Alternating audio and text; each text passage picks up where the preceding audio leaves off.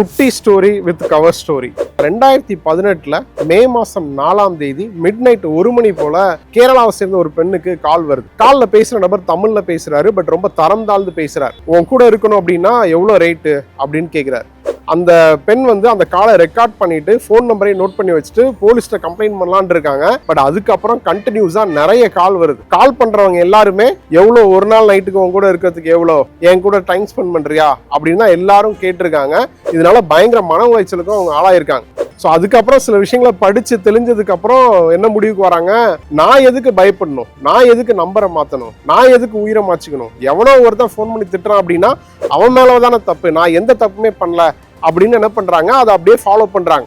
Phone வரும், record பண்ணுவாங்க, நம்பரை நோட் பண்ணுவாங்க, போலீஸ்ல கம்ப்ளைண்ட் பண்ணுவாங்க. இதையே பண்ணிட்டு இருந்திருக்காங்க. 2023 வருஷம், கிட்டத்தட்ட 5 வருஷம் இதையே பண்ணிட்டு இருக்காங்க. 2023 வருஷம் இதே மாதிரி மிட் நைட்ல ஒரு கால் வருது. இவங்க என்ன நினைச்சிருக்காங்க, வழக்கம் போல இவனோட போன் பண்ணி அசிங்கமா தான் பேச போறோம் அப்படின்னு நினைச்சிருக்காங்க. ஆனா பேசுற நபர், அக்கா உங்களோட போன் நம்பர் இந்த மாதிரி எர்ணாகுளம்ல ரயில்வே ஸ்டேஷன்ல இருக்கக்கூடிய ஒரு பாத்ரூம்ல எழுதி வச்சிருக்காங்க அப்படின்னு சொல்றாங்க. அந்த பெண்ணுக்கு பயங்கர ஷாக்.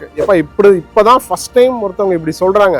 பட் எனக்கு இவ்வளவு நாள் கண்டினியூஸா அந்த மாதிரி போன் வந்துகிட்டு இருக்கு, நீ அதை போட்டோ எடுத்து எனக்கு அனுப்ப முடியுமான்னு கேட்கறாங்க.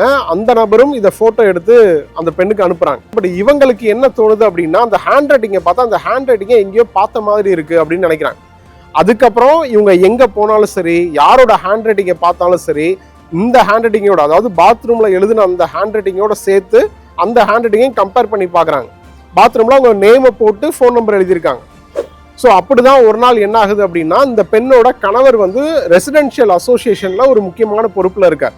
அவர்கிட்ட ஒரு ரிசிப்ட் இருக்கு. அந்த ரிசிப்ட்ல பக்கம் பக்கமா நிறைய பேர் எழுதியிருக்காங்க. அந்த ஹேண்ட் ரைட்டிங்கோட இதை கம்பேர் பண்ணி பாக்குறாங்க. அப்போ ஒரு ஹேண்ட் ரைட்டிங் இந்த ஹேண்ட் ரைட்டிங்கோட மேட்ச் ஆகுது. பட் இவங்க தன்னோட கணவர்கிட்ட சொல்றாங்க. பட் கணவர் என்ன சொல்றாரு, அப்படி அவரை சந்தேகப்பட முடியாது, ஒரு பிரைவேட் கம்பெனில அசிஸ்டன்ட் மேனேஜரா இருக்காரு, அவர் எப்படி நம்ம சந்தேகப்பட முடியும், இந்த மாதிரி நிறைய பேர் கூட எழுதலாம் இல்லையா அப்படின்னு விட்டுறாங்க. பட் இந்த பெண்ணுக்கு அதை ஏத்துக்கவே முடியல. உடனே என்ன பண்றாங்க, இந்த 2 ஹேண்ட் ரைட்டிங்கையும் பெங்களூர்ல இருக்கக்கூடிய ஒரு சைபர் ஃபாரன்சிக் பிரைவேட் கம்பெனிக்கு அனுப்புறாங்க. அவங்க ரிசர்ச் பண்ணிட்டு அவங்க ஒரு ரிப்போர்ட் கொடுக்குறாங்க. ரிப்போர்ட்ல இந்த 2 ஹேண்ட் ரைட்டிங்கும் சொந்தக்காரர் ஒரே நபர் தான் அப்படின்றத உறுதிப்படுத்துறாங்க. உடனே இந்த பெண் போலீஸ்ல கம்ப்ளைண்ட் பண்றாங்க. போலீஸ் இவரை கூப்பிட்டு விசாரிக்கிறாங்க. விசாரிச்சா இவங்களோட கணவர் ஒரு பொறுப்புல இருக்காரு இல்லையா, ரெசிடென்ஷியல் அசோசியேஷன்ல, அதே அசோசியேஷன்ல இவரும் இன்னொரு பொறுப்புல இருக்காரு. கணவர் மேல இருந்த கோபத்துல இப்படி பண்ணிட்டேன் அப்படின்னு விளக்கம் கொடுத்திருக்காரு. சோ அதுக்கப்புறம் மன்னிப்பு கேட்டு அப்புறம் விசாரணை கண்டினியூ ஆச்சுதுன்னு வைங்க. பட் 5 வருஷமா ஒரு விஷயத்துக்காக போராடி இருக்காங்க. தான் தப்பு பண்ணல அப்படின்றதுல உறுதியா நின்று இதை எதிர்த்து போராடி இருக்காங்க அப்படின்றது தான் இதுல இருந்து நம்ம எடுத்துக்கக்கூடிய கருத்து. ஸோ உங்களோட கருத்து என்ன அப்படின்றத கமெண்ட்ல சொல்லுங்க.